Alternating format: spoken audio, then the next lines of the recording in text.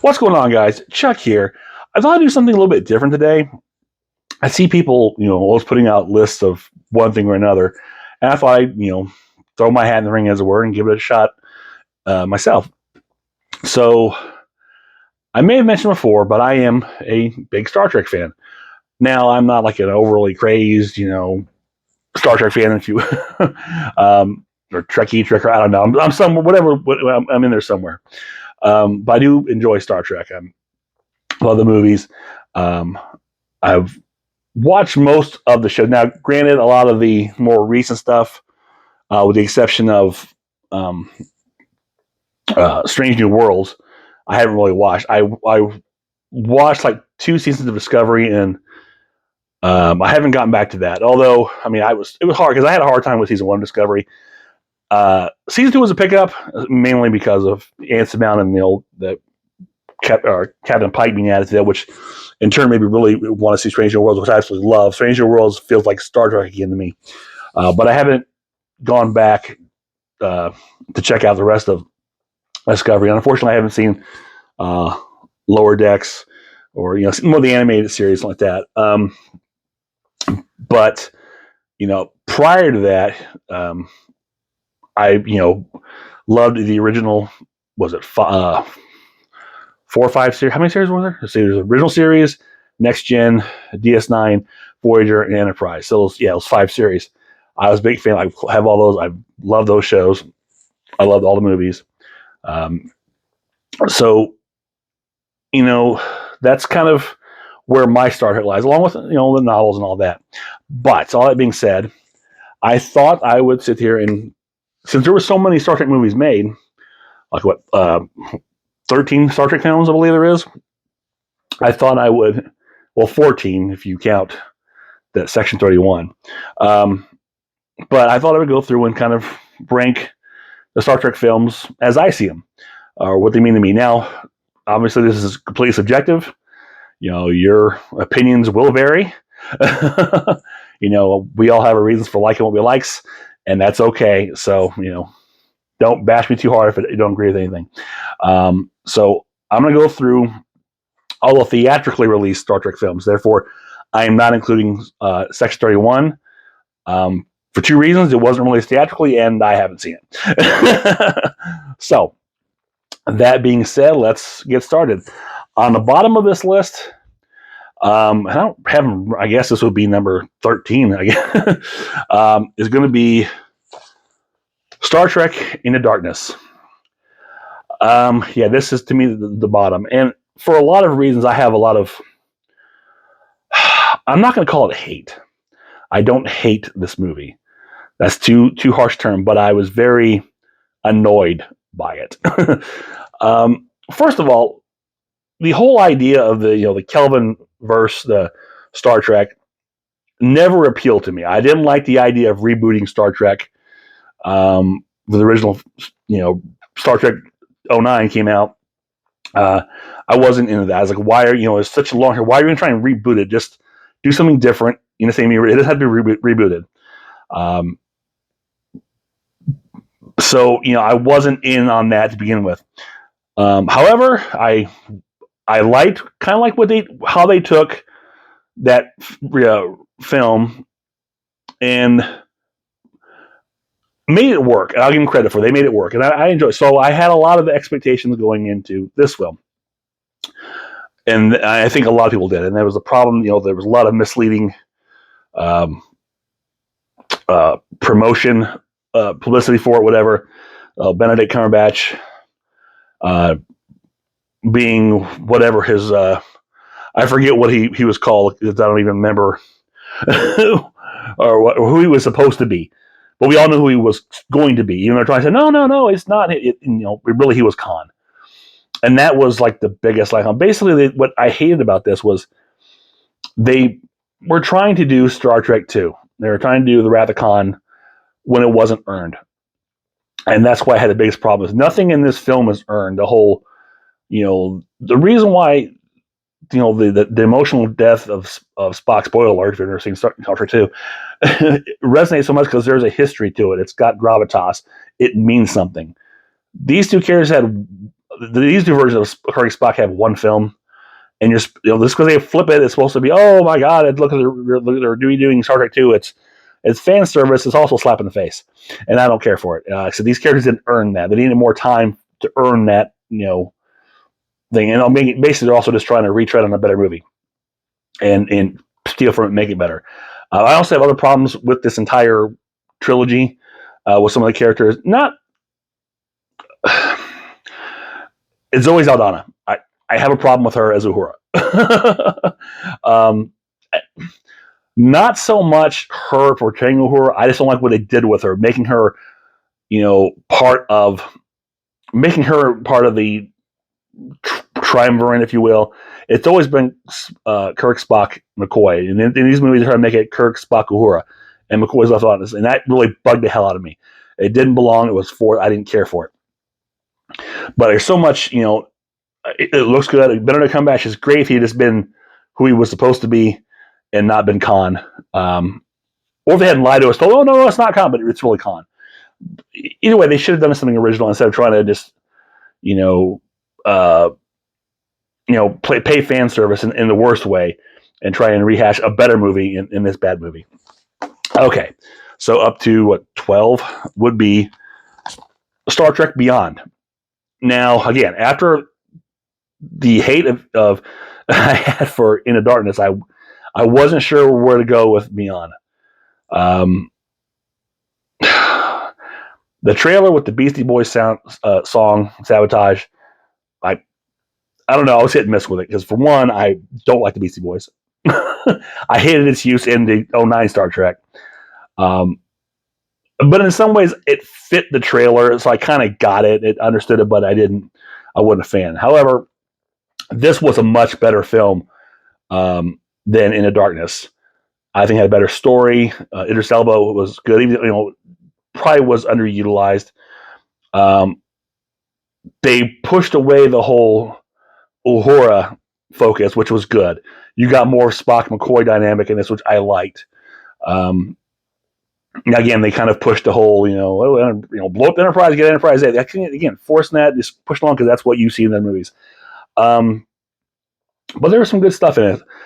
Like I said, I felt this was much better. I liked that they actually, made reference to, the Enterprise era, which is a show that I think is underrated. I really liked a lot, and it's a shame it didn't make it to a fifth season when it was really starting to hit its stride.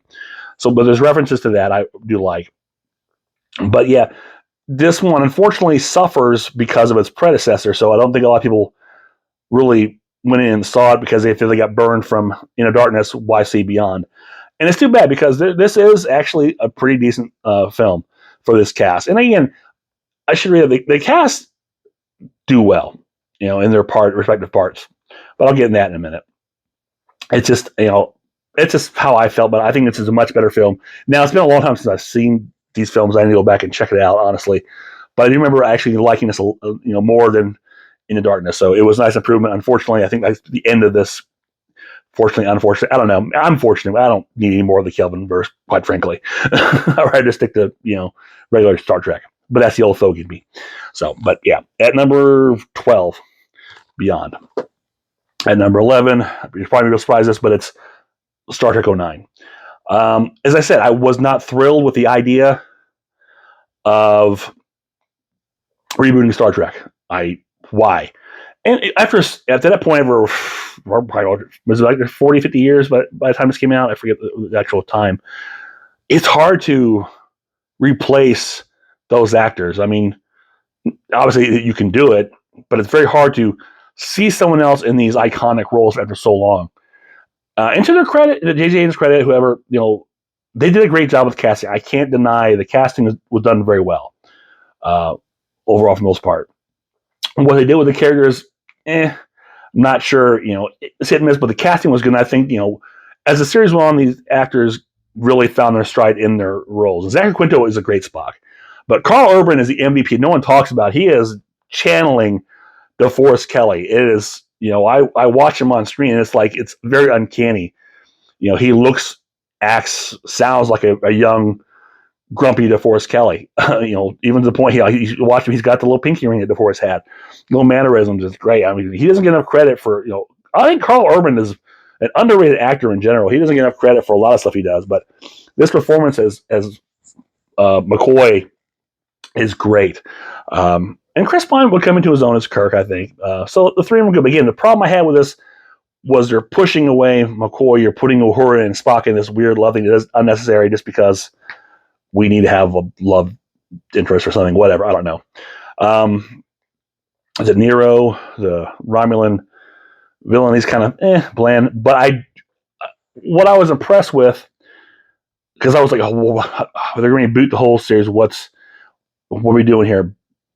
But I like how they were able to do it, but still keep your original timeline intact.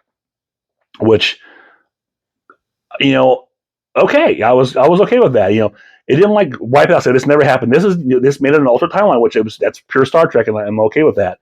The events in here are the point are even referenced in the first season of Star Trek Picard, which is tells you that's at least to the point of Vulcan being destroyed and all that. Again, spoiler alert. But again, there's times too with this film is it with J.J. Abrams under it. He really wanted this to be Star Wars more than Star Trek, and that I think sometimes can be the problem with some of these films.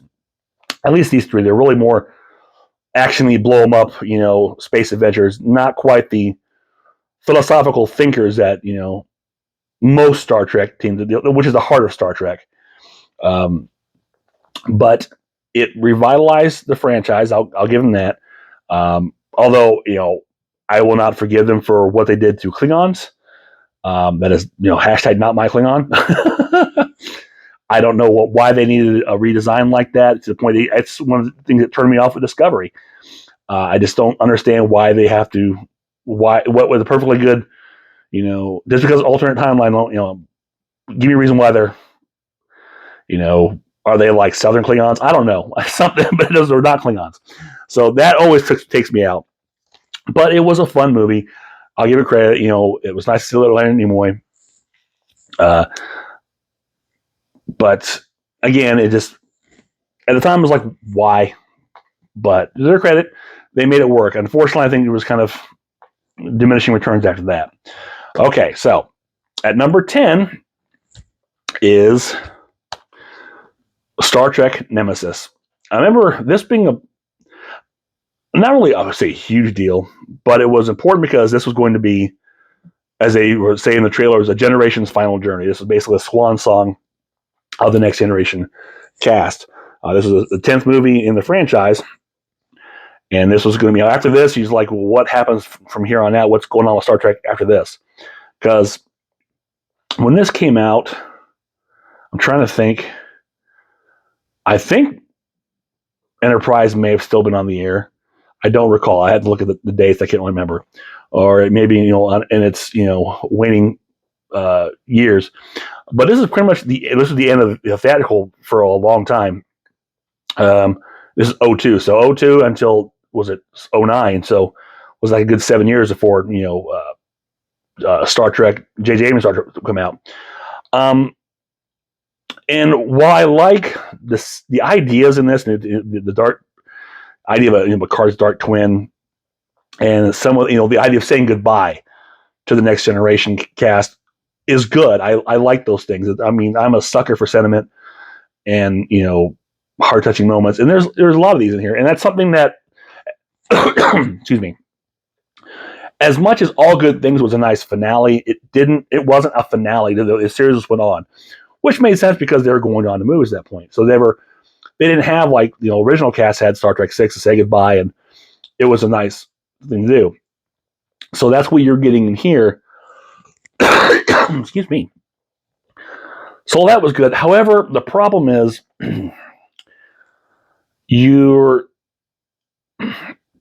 I think it's director Stuart Baird, who admittedly knew nothing about Star Trek, didn't want to take the advice of a guy who had done Star Trek directing twice before him, knew what he was doing, Jonathan Frakes, just did his own thing, and that's where I think it doesn't feel, there's something missing in it as far as being a Star Trek film. And the ending's a bit of a downer.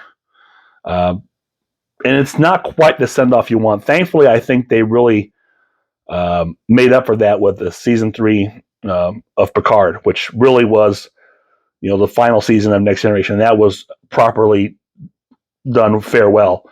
Granted, it took so many more years before he got to that, but I think that was done very well.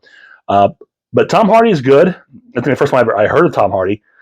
I like his performance, and there's some interesting things in here, but it just feels off compared to a Star Trek film, and it is the weakest, in my opinion, of the Next Generation films. So at number 9, and let me preface this by saying I enjoy these Star Trek films, all of them, in some way or another. So it's really hard for me to just rank them and say one's better than the other. But that's how I tell myself there's aspects of them that I like more than others. And I say it to bring up that number 9. I'm sorry, it's a little warm in here. Is Star Trek: The Motion Picture. And that's hard for me to say because the more I watch this film, the more I love this film.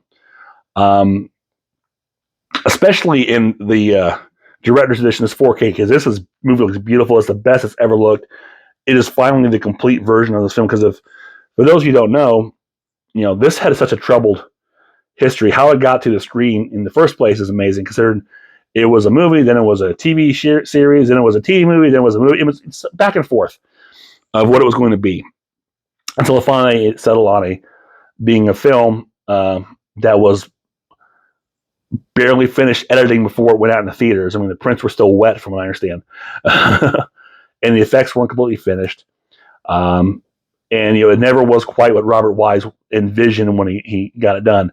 And then he was able to do on DVD some years later, a special edition, clean up a few things. But this one really finally gone in and cleaned it up, completed the visual effects that should have been done, re-edited it. There's so many things, and it's the movie is just beautiful. And that's the thing. People will call Star Trek the motionless picture. It's a joke about it. And I'll admit, when as a kid watching it, this was the second Star Trek film I saw. I came off this ever seeing Wrath of Khan. And that's a hell of a drop. Usually you want to go the way around, but no, I went from here down.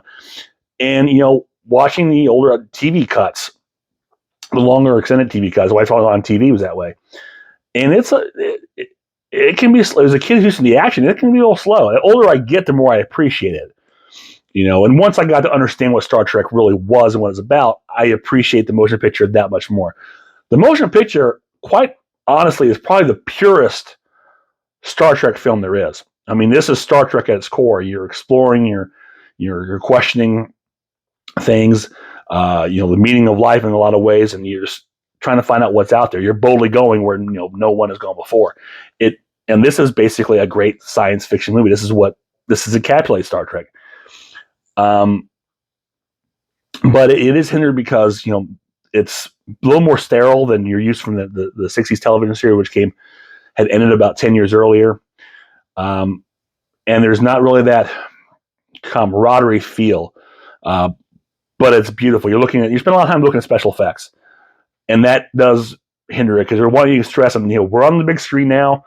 Look how awesome these effects and the models and all this great stuff is. But we're sacrificing our characters for that, unfortunately. But again, as you get older, you can appreciate it more, and I do. I absolutely love this movie. I hate that I have it so low here, but it is what it is. But again, if you've not seen this 4K director's edition yet, check it out because this is a whole new Star Trek motion picture, and it is beautiful. Okay, at number 8, and again, this is this probably could have been flipped, honestly, but I got Star Trek V: The Final Frontier, and a lot of people will say this is, one of the worst. I don't know. Is it good? That depends on your opinion, and it's subjective, like everything else. I will say it's fun. One of the things that I love about this movie is you really get Kirk, Spock, McCoy dynamic in front. I love the campfire scenes. I love the just the banter with them. I do love all that. The special effects leave something to be desired. Obviously, ILM not being able to work on this film, it shows. William Shatner, I don't, I don't think that his direction is horrible. I know he obviously the whole they wanted more at the end than what we got as far as the rock monsters and all that stuff and God and whatnot. So there's that. I've heard him talk about it, live on the convention. He mentioned the whole problems he had with the effects company and budget and all that stuff. But there's a good little movie in here. Again, mostly about the characters. Lawrence Luckenbill as Cybok is a great character. I like that idea, of a Vulcan with emotion and trying to find God in a sense, and it has a lot of the philosophical things of like motion picture does in a way. And Cybok is even referenced in Star Trek: Strange New Worlds, and he's got a small cameo in there, so he's coming hopefully sometime in this next season, or it's just hinted at, or it's just an Easter egg just for people like me. I don't know, but I think the only reason why this is elevated over the motion picture is because of the fun this has. I mean, again, the camaraderie between Kirk, Spock, and McCoy is so much in here where it's missing a lot in the motion picture. I think it's the only thing that really elevates it past the motion picture, because obviously the effects in the motion picture are superior to some of a lot of the shots in here, and some of the stuff is just kind of silly. But you got some good performances, and again, it's fun. It's just a little off, but I remember actually when I first time I kind of saw this, we were at the drive-in, and we were watching something else, but the screen behind us was playing Star Trek V, and I don't remember what we were seeing, but I remember looking out the back window watching Star Trek V without any sound because we were hearing sound from the movie in front of us. But I saw the image. It wasn't until I got rid of the VHS tape that I got to see what was actually, or hear what was going on in Star Trek V. But again, I don't have the hate for a lot of people do, mainly because I love the characters, the banter, even like stuff with like Chekhov and Sulu, and getting lost is funny. I could probably do without the implied romantic tryst with Scotty and Uhura. And it sounds like I don't want Uhura to have a love life. That's not true. I just think that they try to force the Uhura character as limited as that's all she can be because she's a woman, and she's obviously more than that. So that's kind of weird. Okay, so this would be it was 10. Where am I at? 13, 12, 11, 10, 9. Okay, so 7, I believe. We're gonna go with Star Trek Insurrection. This was the third next gen film, and I think this is one that's probably kind of forgotten about in the in the next generation canon. Is it's just kind of there. It just sits there. You've got Generations is huge because of the crossover. First Contact is just great. Nemesis known because of its failings, but Insurrection's just there. It gets knocked as a lot as it's just an extended TV episode, which isn't a bad thing. If people recall, Watt has 7 years of Next Generation, and those episodes were pretty good. I think the humor is done well in here. It's an interesting. Again, you got a whole interesting story of displacing people from their home, and again, whole speech. How many people does it take before it becomes wrong, which is very relevant, in today's society, unfortunately. But again, this is when Star Trek's at its best. It's taking a look at these social questions, it's asking them, and it's putting them out there for you to discuss or think about. And then I really enjoy that. And I think it also, if anything hurts, it's because it's coming out of First Contact, which was so high end adrenaline filled. This is kind of a nice, ease in film. I mean, it's a very easy movie. And the humor's a good balance. It's not too much. It's a nice fine line. It isn't over. It is not over the top. Like I think Star Trek V's humor can go a little past. I think Insurrection's kind of right in the middle, just right there teetering. It's got a couple points where it almost goes over, but I think it pulls itself back just enough. And Worf going through puberty is fun. I don't care. So F. Murray Abraham plays a nice, good villain. Good Shakespearean villain is, most good Star Trek villains are. But again, he's the problem in Insurrection is just there. It's very, as the kids would say, mid. But I enjoy it. But it's it's just kind of it's lost in the shuffle. And this is I really should number these when I say 13, 11, 10, 8, okay, number six, and it's going to be Star Trek Generations. Now, the hype for this was huge. Well, to me, it was huge. It may not have been huge everywhere else, but to me, it was huge. I know everyone's excited because Next Generation was going off the air, and they knew they were going to the big screen films. And then they announced that William Shatner was going to be in here, and you're gonna have a crossover. It was just cool. I remember being in the theater seeing. I want to say it was Interview with the Vampire, but I could also have been the trailer for Interview with the Vampire along with this one. But anyways, we saw the first teaser trailer for Generations, and I mean the theater went nuts.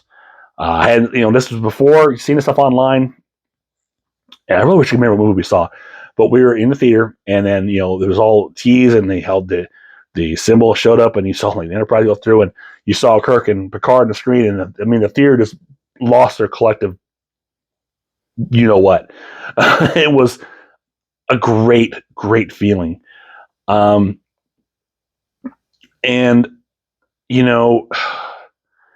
I don't know what kind of reception it has now or how it's talked about. I know at the time people loved it. I went to the theater and saw it probably about 6 or 7 times. I went over and over again, and every time I was there, we had a great crowd. Some people were dressed up. It was the first time I'd ever seen it happen in the theater, and they were cheering and they were laughing with it, and there was the gasp, and they were just totally in. I think more than any Star Trek film I've ever seen, they were really into Generations. I don't recall having that, with any of the other films. Just this one. At least, first run. I'll get to something like that later on, but it was great. And I mean, this is a really peak time, like Star Trek Nader. You had Next Generation going off the air, going in pre-production or filming for Generations. You had Deep Space Nine in the middle of the 3rd season, and they were getting ready to, doing pre-production as getting released Star Trek Voyager, all at the same time. So, like I said, this one Star Trek was like, huge, and it was just it was 1994. I think I got my first issue of Cinescape magazine because they had Generations on the cover, and they were talking about the film. As a magazine I used to get all the time. But I remember being so excited for this. And I remember really enjoying the film. Now, I was disappointed that you only got, Kirk, Chekhov, and Scotty. But, you find them behind the scenes for that and realize what happened was on that.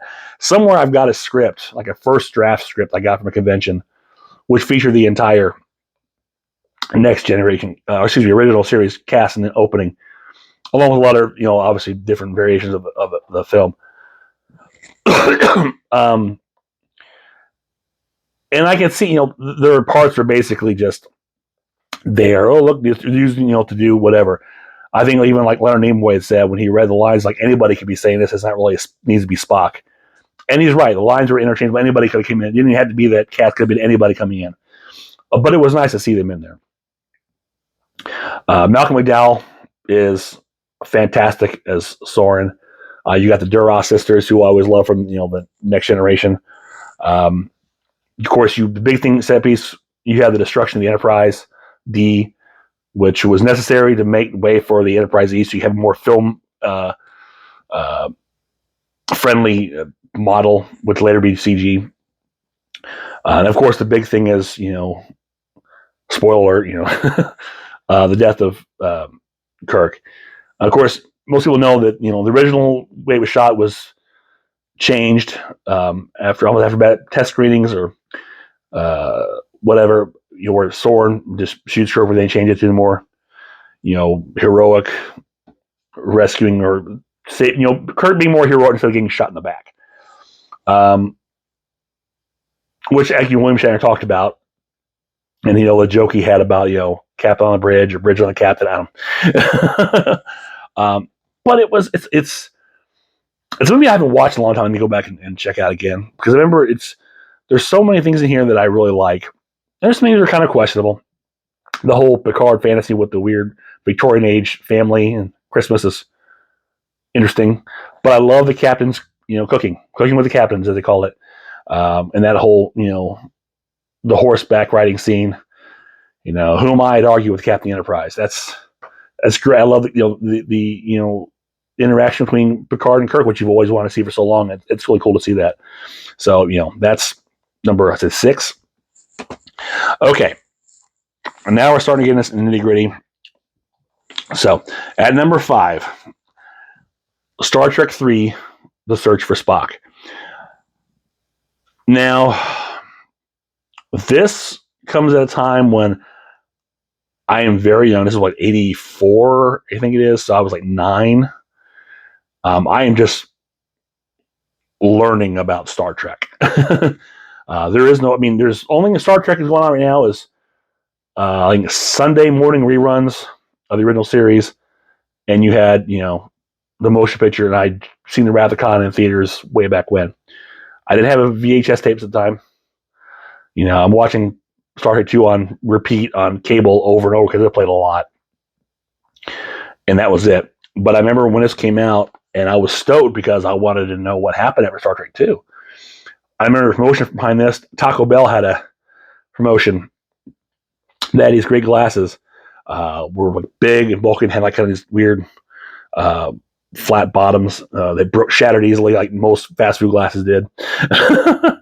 I also remember the trailer for this was terrible because it gave away the explosion of the Enterprise, which I hated. And even when the Taco Bell glasses had the Enterprise blowing up, and I was like, why would you do that? I think even Harv Bennett, who was a producer time, mentioned he hated that they did that in the trailer. I don't know who okayed that, because it was a bad idea. But this was, for a long time, this was the Star Trek film I knew the most of, because we went to the drive-in and I saw it. I loved it. I had the comic book adaptation of it. I read it over and over again. I had the storybook and record where you put the record down and you'll know it's time to turn the page when you hear the chimes ring. Right to that story. I had that as Star Trek 3, and I would play it all the time. And I just knew Star Trek 3, backwards and forwards. I had the novelization, which, by the way, I should point out, I think I mentioned this a long time ago. The Vonda and McIntyre trilogy of Star Trek 2, 3, and 4 are fantastic reads as far as novelizations go, because they go beyond the films and those three all tie together. And I would read that novelization. Hell, Star Trek 3 especially, because the first 5 chapters of that book aren't even in the movie. They're all basically from the end of part 2 leading up to the beginning of Star Trek 3. And that's chapter 5. When you get there, you have all this great backstory of what happened on the Enterprise, what was going on between that time. And it's great. So I highly recommend, if you've never read the novelization of Star Trek 3 or Star Trek 2 and 4, do that, because there's so much more in there that tells out even more story than what's in the movies. But yeah, I lived with Star Trek 3 so much. It was just, at the time, it was my favorite Star Trek because it was the only one I had access to in some way or another, more than any other. And I really loved it. As I look at it now, I can tell it's of the Genesis trilogy, I guess you call it, 2, 3, and 4. It really is a good middle episode, because it's kind of the darker tone, and you've got the whole the stealing the Enterprise, the realization of the Genesis being not what it was supposed to be, the faults and the mistakes that David does. What Kirk goes through losing his son. The Christopher Lloyd is a great Klingon and Krug. The standoff between the Enterprise and the Klingons. I mean, there's so much in here. And the stakes are so high. Trying to rescue Spock, trying to save David and Saturn from not only the Klingons but a dying planet. All that, you're against the clock. The movie whole is against the clock, and it's great. And then you have that really solemn ending of trying to revive Spock. Again, this is all these things that are built and earned, which the new Trek didn't do this part. This is the kind of motion they're trying to get in their second movie, where this has it in their third film after 3 years of a series too. So all the history is built there and it's earned, and that did not have it. But you feel all that emotion at the end of Star Trek 3, and it's just, I really feel it, and it's so good. One of the best acting moments ever for William Shatner's you Klingon bastards, you've killed my son. I mean, that resonates so hard. His performance is so great. I might get choked up. I'm fine. The way, the sturdy, always at ease, Captain Kirk, never, rattled, how he falls back and, falls out of the chair. That's huge. That's a very telling point. That's a point where Kirk at his most vulnerable, which you never see. And it shows. And that's just a great acting moment, and a great directing by Leonard Nimoy. I believe this was his first film. He would go on and, do some other things, including the next Star Trek film, which let's talk about right now. At number 4 is Star Trek 4, The Voyage Home, the end of the Genesis trilogy, and the upbeat you needed after the downbeat film that Star Trek 3 was. As good as it was a downer. Star Trek 4 does a good job, as it knows it's got to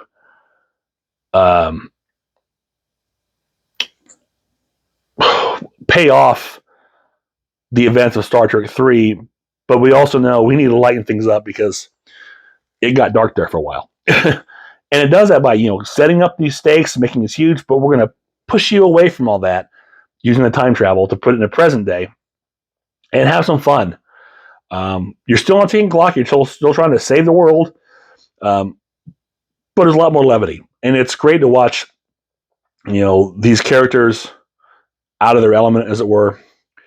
And, the interacting with 1986 present day, stuff like Chekhov and Uhura looking for nuclear vessels is always hilarious. Kirk and Spock at the aquarium with Jillian is good stuff.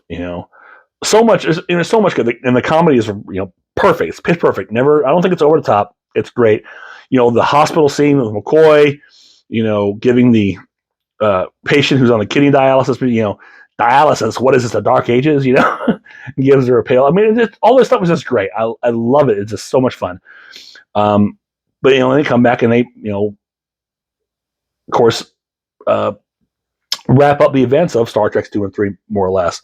And it makes a nice ending to what I said, again, is what's considered the Genesis trilogy. And I don't know, it was a nice upbeat lift. And I think at the time, I don't know if it is still or not, but it was like the highest grossing Star Trek film for the longest time. But it is a lot of fun. It's the one with the whales. But you can tell the cast is just having fun with this. And it's nice. Again, you need this pick me up after what Star Trek 3 was.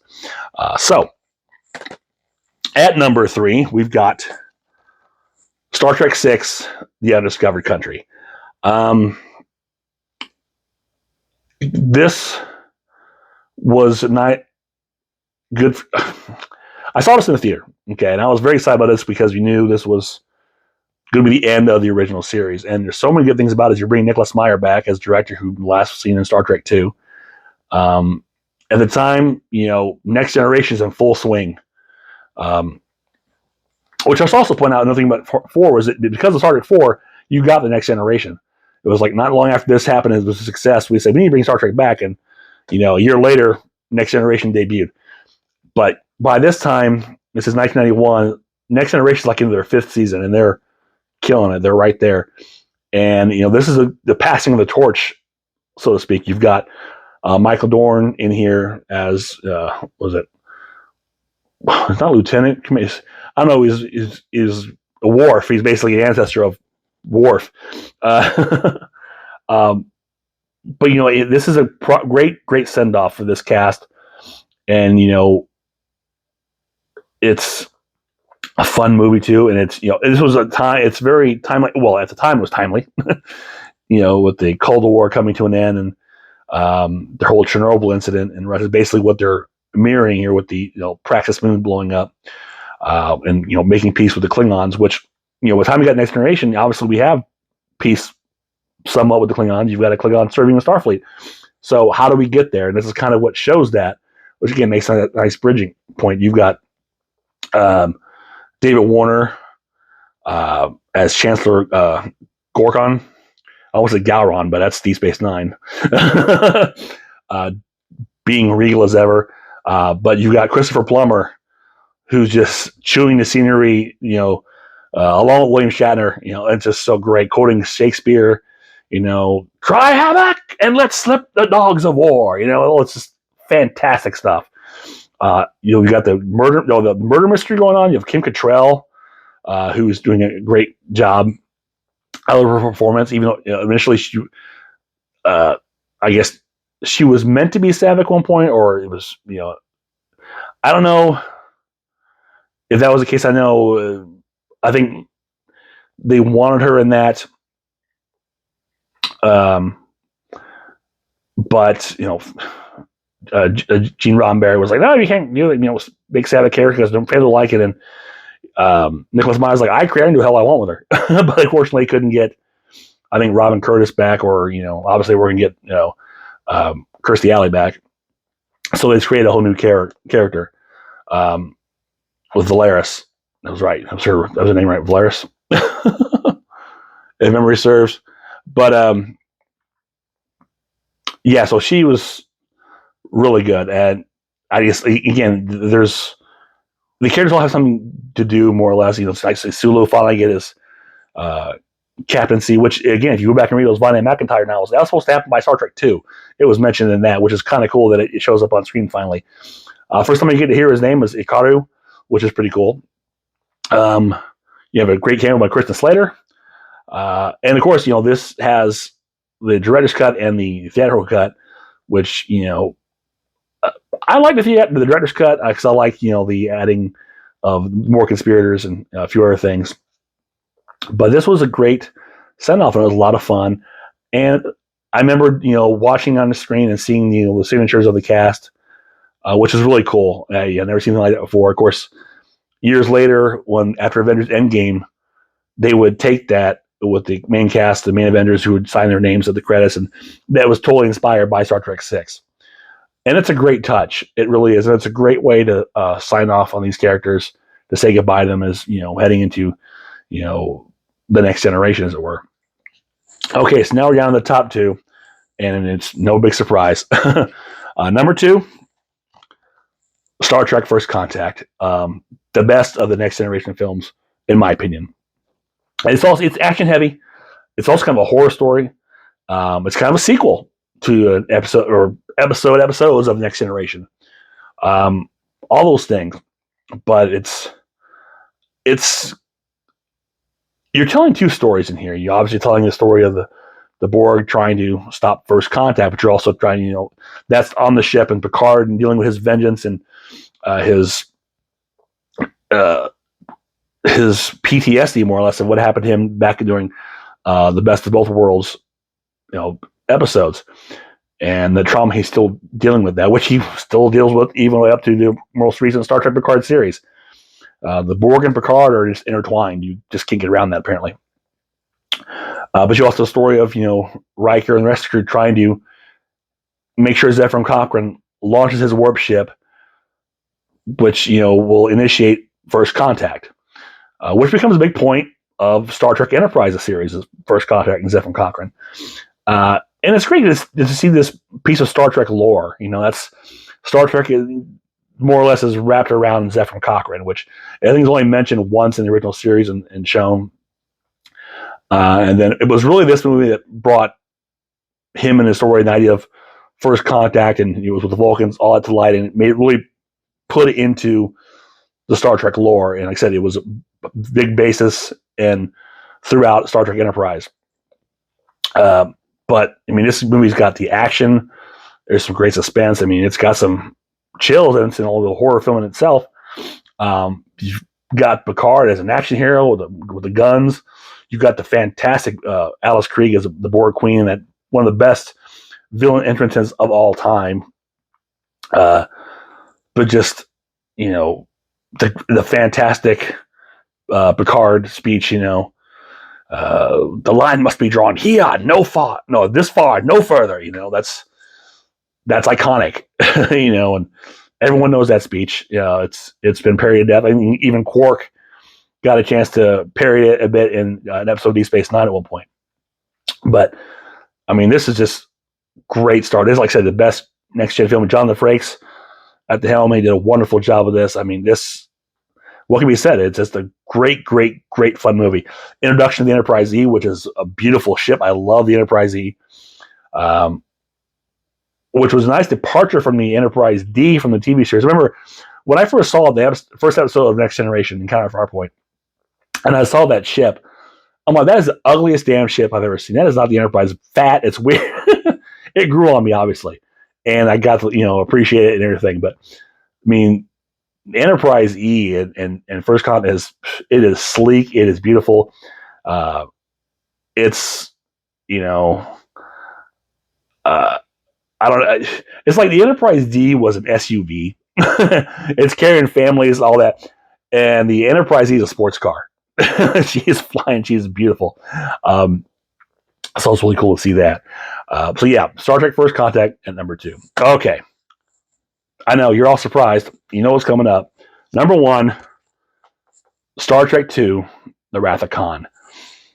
Now, besides the obvious that it is the best Star Trek film ever made, hands down, this holds a special place to me because this was my introduction to Star Trek. My aunt took me to see this movie when it came out in, was it 1982? I would have been, let's see, 7 years old at the time. Good Lord, I'm old. I've been roughly about 7. See, I was this probably came out of summer, so yeah, I'd have been 7. I knew nothing about Star Trek. I had never heard of it. I had no connection to it whatsoever. You know, I knew it was called Star Trek 2, didn't know anything about it. But when we went and saw it, I was just blown away. And I was, oh, excuse me. I hope I didn't catch that.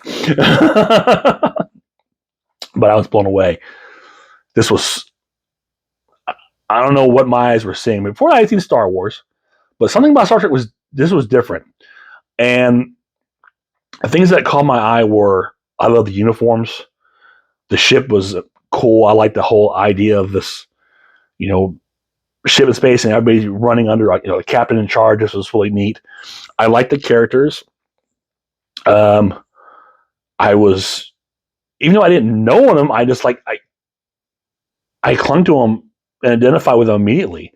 You know, at the end, I was moved, even though I didn't know why I was, but I was. I loved Ricardo Montalban. I knew Ricardo Montalban because I know Fantasy Island. So I knew him, and Khan was just, he was a presence. And I just, as a kid watching it, you couldn't take your eyes off of him, not just because of his chest, but Ricardo Montalban had so much gravitas, so much charisma. He commanded the screen when he was on it. And I remember just being wow, this is so cool. As a kid, I remember getting a movie book, the magazine, whatever, you know, talking about it and cutouts and so much stuff. And I was all about Star Trek 2. I bought the novelization. I read it, you know, because I was a little kid reading novelizations at a very young age. But I got that and read it and just over and over again. When it finally came on HBO, it was on all the time, and I would watch it every single time it was on. This was it. I mean, not long after Star Trek 2 came out, maybe a couple weeks later, I think ABC showed Star Trek Motion Picture on TV, and I watched it and was kind of confused. I was like, "This is," I knew this was the first movie. This is all weird. um, so I remember my aunt saw it. She's like, "Yeah, it wasn't the same movie. Like, the guy didn't die or nothing yet." She didn't realize apparently that was Star Trek 1, and there's no way that Star Trek 2 would be on TV a week after it was in the theaters.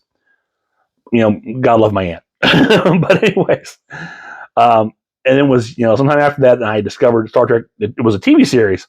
It was on reruns, and I kind of watched. I never watched the series religiously. I didn't see it completely until I bought it on DVD and actually got to watch it straight through.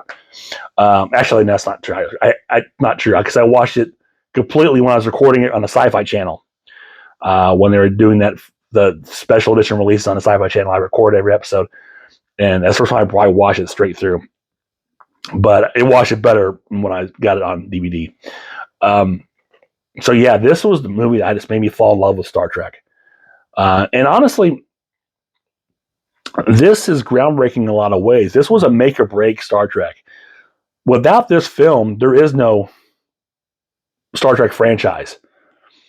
And that's not hyperbole. This really was it. I mean, the motion picture had come out. It cost a lot of money. I mean, it made people will say it made money, but it wasn't what people wanted. So they put this Star Trek 2 out, a lesser budget, toned down, and thanks to Harv Bennett, and Nicholas Meyer really came in, and just said, we got to tone this down. And Harv Bennett was one who, as producer, went in, watched all the episodes of Star Trek, and clung to Khan. So what is this, the episode Space Sea? What happens after that? That's all I want to know more about.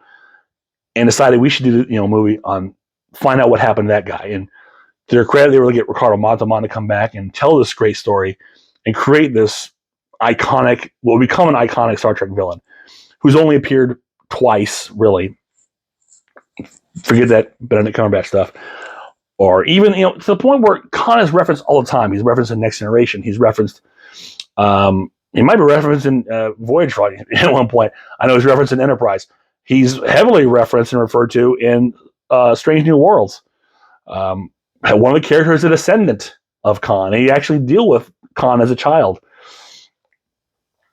So he is the big thing. Enterprise, the whole storyline about the augments because of Khan, and the whole eugenics thing. That's a big thing. Oh, that's something. That's the Deep Space Nine.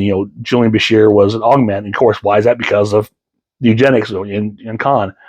Not that he was part of that, but that's all that storyline comes out of this whole idea of the character of Khan and his history.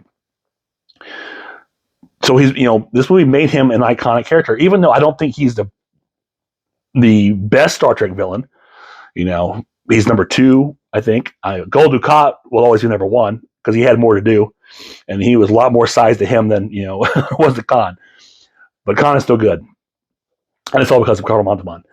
And for a film that the characters, the protagonist and antagonist, Kirk and Khan, never share the same space. They're always across from each other on screen, but you feel it. I mean, everything about this is just you feel it. About a year or so ago, I had a video of this. I took Chris to see this in the theater on 35 millimeter too. It was great. At the Artcraft, we would go all the time, and he was like me. He knows Star Trek, obviously, but he never sat and watched Star Trek. So he has no reference to it. He watched it, and he loved it. He was enthralled with it. It was so cool because he had the same reaction to it that I had. Much younger than him, mind you. But he had that same reaction. And that was cool. It was like going back in time and watching that film for the first time, but through his eyes. I'm waxing nostalgic about this. But it was such neat. And that's, the point of Star Trek 2. And I'm kind of off track here, but what I was saying, without this film, the rest of the franchise doesn't exist. This movie was not hit. There's, even though they set up a sequel, you weren't sure it'll anyways come back.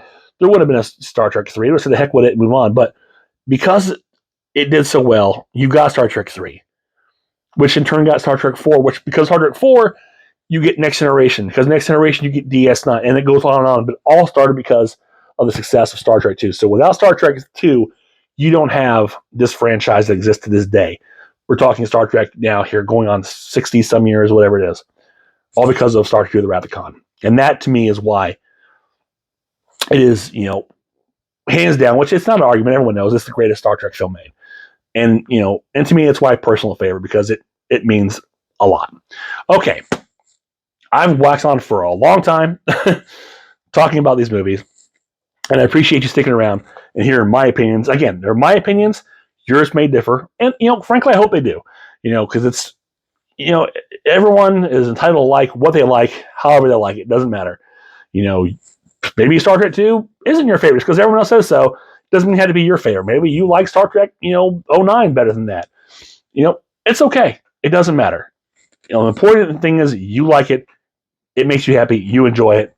That's it. This was just my list. My list is subjective to just me. So, with all that being said, if you enjoyed this, click thumbs up, share, subscribe, leave me a comment below. Let me know what your favorite Star Trek film is. Your favorite Star Trek series. My favorite series is Deep Space Nine. I still think that is the best written Star Trek series today. Although, I am really falling in love with Strange New Worlds. I can't wait for season 3. That was just... I love what they've done with that show and how they've taken it in different directions. But still, I say it's the first time I really felt like it's Star Trek since Enterprise went off the air. So it's really cool. And to be fair, like I said, I haven't seen Lower Decks or some of the other animated shows. Although I did like Picard, but mostly Picard season 3 was the one that really felt the best. But anyway, or just say hi, or live long and prosper. Whatever the case may be, I'll always take hi. So until next time, this is Chuck saying, I will see you on the other side.